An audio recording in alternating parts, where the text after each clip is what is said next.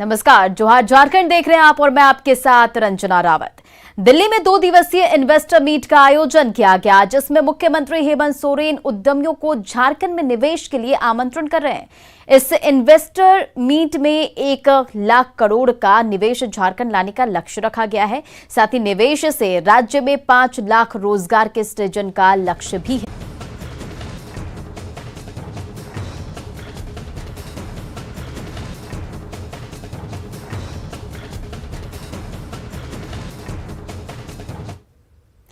दिल्ली में 2 दिवसीय investors meet का आयोजन किया गया, लेकिन निवेश के माहौल को लेकर सवाल प्रदेश के कारोबारी ही खड़े कर रहे हैं। उद्योग जगत से जुड़े लोगों के पास समस्याओं का अंबार है। इंफ्रास्ट्रक्चर के साथ ही लाल फीताशाही और लाइसेंस रिन्यूअल में भी धांधली के से कारोबारी परेशान है। ऐसे में सवाल है कि जब झारखंड के कारोबारी ही पस्त है तो फिर निवेश आयोग भी तो कैसे।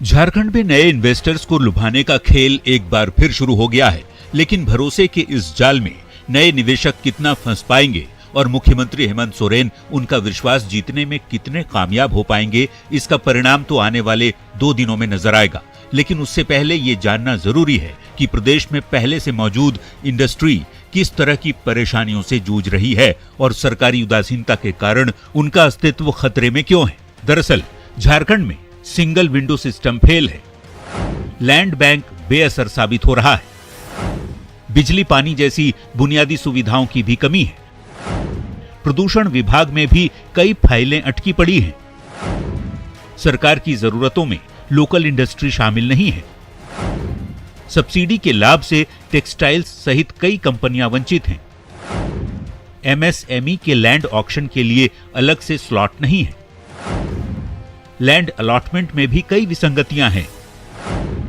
लाइसेंस रिन्यूअल कराने में पैसों का खेल चल रहा है। कोरोना काल में भी सरकार के पास स्पष्ट नीति नहीं है। न मार्केट की सुविधा है। 1.5 साल हो गए, कोरोना में तबाह हो गया उद्योग। कोई आगे नहीं पूछने वाला हो रहा है कि उद्योग कैसे चले, क्या परेशानी है, कैसे ठीक होंगे आपको हम क्या मदद कर सकते हैं। कुछ नहीं, हर चीज में तो अड़ंगा है। कारोबारियों को ये तक पता नहीं कि अपनी जरूरतों को लेकर वो जाएं भी तो किनके पास। जमीन की अनुपलब्धता और महंगी बिजली की समस्या से कारोबारी बेहद परेशान हैं। ईज ऑफ डूइंग बिजनेस पर भी सरकार फोकस नहीं कर पा रही। जो लोगों ने पूंजी अपनी जमा पूंजी जमीन पर लगाई है वो अभी दर दर घूम रहे हैं। ये एक बड़ा चिंता का विषय है। सरकार को इस पर ध्यान देना चाहिए। और बहुत सारी छोटी छोटी चीज़ों पर लोग उद्यमी लोगों को फंसा कर रखते हैं। आपको पोल्यूशन के लिए, आपको फैक्ट्री लाइसेंस रिन्यूअल के लिए, ये बड़ा छोटा छोटा चीज में लोगों को दौड़ाते रहते हैं। अभी क्या होता है कि अव्यावहारिक चीज़ों के लिए बार बार जाना पड़ता है अधिकारियों के पास, मंत्रालय के पास। उसमें काफ़ी समय भी खर्च होता है और जो कॉस्ट ऑफ इंडस्ट्री है वो भी बढ़ती है। तो ये 3 चीज़ों पे काम करना होगा। लाइसेंस कम या नहीं, कंपल्सन टू कंप्लेन मोड में चला जाना होगा और समयबद्ध सीमा पे राइट टू सर्विस एक्ट बना के इंडस्ट्री के लिए काम करना होगा। तब लगेगा कि ये सर्वश्रेष्ठ स्थान है इंडस्ट्री लगाने के लिए और तब उद्योगपति आएंगे, नहीं तो नहीं आएंगे। रांची के तुपुदाना इंडस्ट्रियल एरिया के कई कारोबारी मानते हैं कि किसी भी इन्वेस्टर को आप झूठी चीजें दिखाकर राज्य में निवेश का न्योता नहीं दे सकते। स्थानीय कारोबारी भी मानते हैं कि सरकार उन्हें विश्वास में लिए बगैर नए निवेशकों का भरोसा जीत नहीं सकती। सवाल कई हैं जिस पर अब सरकार को ही गौर फरमाने की जरूरत है। न्यूज़ 18 के लिए रांची से संजय कुमार सिन्हा की रिपोर्ट। झारखंड में उद्योगों की स्थिति कैसी है, ये किसी से छिपी नहीं है। ज्यादातर उद्योग धंधे सरकारी सिस्टम की लचर व्यवस्था के शिकार हो चुके हैं। बात बड़े उद्योग की हो या फिर छोटे स्तर के इंडस्ट्री की, संचालकों का बुरा हाल है। उद्योग की बेहतर नीति नहीं होने के चलते कारोबारी भी परेशान हैं।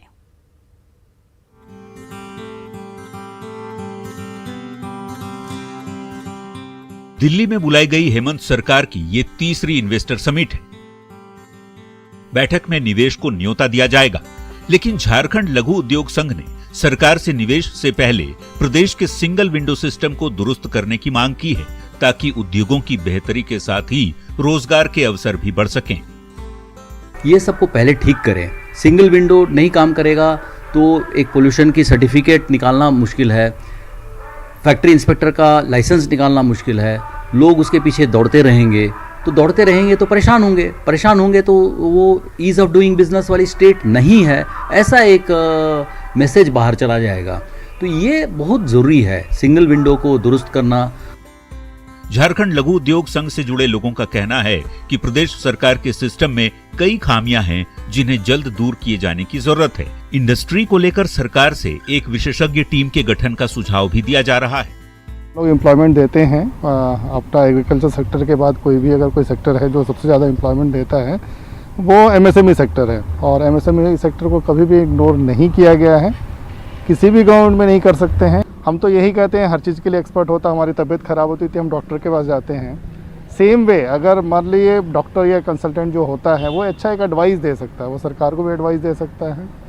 हमारे पास ऐसे इंडस्ट्रियलिस्ट हैं जो पिछले 50 साल से यहाँ काम कर रहे हैं, 60 साल से काम कर रहे हैं, हमें उनका फ़ायदा लेना चाहिए। झारखंड में उद्योग की स्थापना से ज्यादा बड़ी चुनौती उसके संचालन की है। इसे रांची के ओरमांझी स्थित ओरिएंट क्राफ्ट कंपनी की हालत देखकर समझी जा सकती है, क्योंकि इस कंपनी से कभी 3,500 लोगों का रोजगार जुड़ा हुआ था, लेकिन कोरोना काल में जब ये बंद हुआ तो फिर नहीं खुला। झारखंड की हेमंत सोरेन सरकार नए उद्योग को लाने की बात कर रही है, उसके लिए लगातार प्रयासरत कर रही है। दिल्ली का दौरा हो रहा है, दिल्ली में सेमिनार आयोजित किए जा रहे हैं, लेकिन इस दौरान ये सवाल उठने जायज़ हैं कि जो उद्योग इस वक्त कहीं ना कहीं बीमार स्थिति में हैं, कहीं ना कहीं बंद होने की स्थिति में हैं, उन्हें आप कैसे जीवित कर सकते हैं। बात केवल राजधानी रांची की ही नहीं, झारखंड के दूसरे बड़े शहरों के उद्योगपति भी परेशान हैं। धनबाद के कारोबारियों को सरकार से सुरक्षा तक नहीं मिल रही, ऐसे में निवेशक कैसे काम करेंगे, ये सवाल पूछा जा रहा है। तो वहीं लौहनगरी जमशेदपुर में उद्योग की खस्ताहाली से कारोबारी चिंतित हैं। मेरा जो आग्रह है सरकार से कि सबसे पहले अपने राज्य के उद्यमियों की जो आकांक्षाएं हैं उसको टटोलें, उनकी परेशानी को दूर करें। जैसे हम लोग एक बेसिक बात करें, यहाँ बिजली की दिक्कत है, यहाँ इंडस्ट्रियल एरिया में पानी की दिक्कत है, यहाँ पर लॉ एंड ऑर्डर की पोजीशन है खराब है। तो कहीं ना कहीं हम लोग सबको, राज्य सरकार को ये आग्रह है हम लोग का कि इन चीज़ों को ठीक करें पहले, और तभी जा करके बाहर में माहौल बनेगा। क्योंकि कोई भी उद्योगपति बाहर से जो आएगा निवेश करने के लिए, वो अपने पैसे की सुरक्षा चाहता है, वो अपनी सुरक्षा चाहता है। तो today we don't have proper cold storages available. अगर स्टेट गवर्नमेंट का सपोर्ट में एक पीपीपी मॉडल में, पब्लिक प्राइवेट पार्टनरशिप का मॉडल में अगर हम लोग एक कोल्ड स्टोरेज का चेन फॉर्मुलेट करें, तो उसमें क्या है कि ना कि हम लोग का जो एक मेजर रेवेन्यू जनरेशन होगा with all this natural products that we have, but at the same time Jharkhand will come into the limelight. ऐसे में समझना मुश्किल नहीं कि झारखंड में उद्योग और कारोबार से जुड़े लोग चिंतित क्यों हैं। क्यों प्रदेश में इंडस्ट्री की कमर टूट रही है, क्यों कारोबार कराह रहा है, और क्यों सिस्टम में फैला भ्रष्टाचार व्यवसायियों को डरा रहा है। जरूरी है सरकार को उद्योग नीति को दुरुस्त करने की, सिंगल विंडो की व्यवस्था को बेहतर बनाने की, ताकि झारखंड में कारोबार अपनी ऊंचाइयों को छू सके। न्यूज़ 18 के लिए धनबाद से संजय गुप्ता, जमशेदपुर से अभिनव के साथ रांची से निरंजन और अविनाश कुमार की रिपोर्ट। झारखंड में कांग्रेस के नए प्रदेश अध्यक्ष राजेश ठाकुर और सभी कार्यकारी अध्यक्ष कल रांची आएंगे और रांची एयरपोर्ट पर सभी का पार्टी कार्यकर्ता स्वागत करेंगे, जिसके बाद सभी पार्टी कार्यालय आएंगे और रांची के प्रदेश कांग्रेस कार्यालय में स्वागत की तैयारी को लेकर बैठक हुई, जिसमें बिरसा चौक पर भगवान बिरसा मुंडा की प्रतिमा पर माल्यार्पण से लेकर बापू वाटिका में महात्मा गांधी के नमन तक का कार्यक्रम तय किया गया है। वहीं दिल्ली पहुंचे कांग्रेस के कार्यकारी अध्यक्ष पद से हटाए गए इरफान अंसारी ने टीम को बधाई दी है। साथ ही खुद को कांग्रेस का सच्चा सिपाही बताते हुए कहा कि पार्टी में उतार चढ़ाव तो होता ही रहता है। उन्होंने ये भी कहा कि पार्टी में सोच समझकर ही उनसे बेहतर काम करने वालों को मौका दिया गया है। एक युवा टीम का गठन हुआ है। युवा अध्यक्ष राजेश ठाकुर बने हैं, झारखंड के अध्यक्ष बने हैं। निश्चित तौर पे हमें लगता है कि कांग्रेस पार्टी मजबूत होगी और जो संगठन है वो धारदार होगा। नई ऊर्जा के साथ नई टीम काम करेगी। मेरी शुभकामनाएं उन सभी सदस्यों का है। अध्यक्ष हटते हैं ना, तो उसकी जो कमेटी होती है स्वतः वो हट जाती है। तो नए अध्यक्ष आए हैं तो नई कमेटी लेकर आए हैं। तो पार्टी में उतार चढ़ाव तो होता ही रहता है। पार्टी को लगा कि नहीं हमसे अच्छा कोई और काम कर सकता तो उनको मौका मिला। तो इसमें मुझे कोई नाराज़गी नहीं है। कांग्रेस है तभी हम हैं, इरफान अंसारी तभी है। धनबाद के बीसीसीएल सीवी एरिया की सी पैच दही बाड़ी आउटसोर्सिंग के पास आग बढ़ गई और आसमान में दूर दूर तक आग की लपटें उठने लगी। चारों तरफ धुएं का गुब्बार सा छा गया। घटना की जानकारी मिलते ही बीसीसीएल प्रबंधन आग पर काबू पाने की कोशिश में जुट गई है। वहीं आग लगने से स्थानीय बस्ती के लोग दहशत में हैं। लोग बीसीसीएल प्रबंधन से मुआवजे की मांग कर रहे हैं। आपको बता दें कि दही बाड़ी प्रोजेक्ट सी पैच आउटसोर्सिंग में ट्रेंच कटिंग की गई थी और उसी स्थान पर आग भड़की है। यहां पहले बीसीसीएल का सुशील इंक्लाइन था। साल 2013 में यहां दुर्घटना भी हुई थी जिसमें प्रबंधन सहित 3 मजदूरों की मौत हो गई थी। उसके बाद डीजीएमएस ने खदान को बंद कर दिया।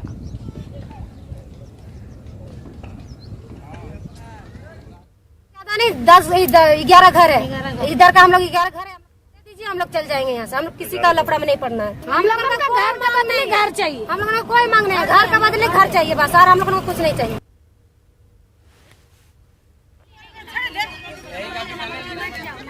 तो आप ये तस्वीरें देख रहे हैं जहां पर आपको बता दें जिसमें प्रबंधन सहित 3 मजदूरों के पहले भी मौत हुई थी और धनबाद आउटसोर्सिंग के पास ये आग भड़की जिससे दही बाड़ी प्रोजेक्ट के पास आग लगी है और लोगों में दहशत का माहौल है। इलाके के जो ग्रामीण हैं वो दहशत में हैं और धनबाद से आप तस्वीरें देख रहे हैं। वही मुआवजे की मांग को लेकर ग्रामीण ने कहा है और आउटसोर्सिंग के पास ये आग भड़की।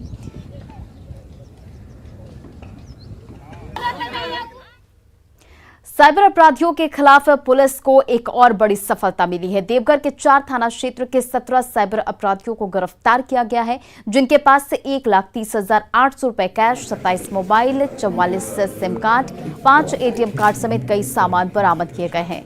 गिरफ्तार आरोपियों में 3 भाई शामिल हैं। ये लोग कस्टमर केयर एग्जीक्यूटिव और बैंक अधिकारी बनकर लोगों को चूना लगाते थे। वहीं जामताड़ा के बिंदा पाथर इलाके के जगन्नाथपुर गांव से साइबर अपराधी बापी गोराई को भी गिरफ्तार किया गया है जिसके पास से 30,900 रुपए नकद, 9 मोबाइल समेत कई सामान जब्त किए गए हैं। तो आप मतलब वहाँ स्टेट ऑफिस और साइबर थाना में हुआ है। साइबर थाना रांची सूचना के आधार पर कुंडा थाना अंतर्गत भौरा जमाऊ, ढाड़ी दुलमपुर, जसीडी थाना अंतर्गत केनवन काठी, सरवा थाना अंतर्गत बरमता से कुल 17 साइबर अपराधियों की गिरफ्तारी हुई। उनके पास से कुल 27 मोबाइल बरामद हुए, 44 SIM, ATM card 5, passbook 12, chequebook 2 और नगद के रूप में 1,30,800 रुपये बरामद हुए। खबरों का सिलसिला जारी, लेकिन यहाँ रुकेंगे एक छोटे से ब्रेक के लिए।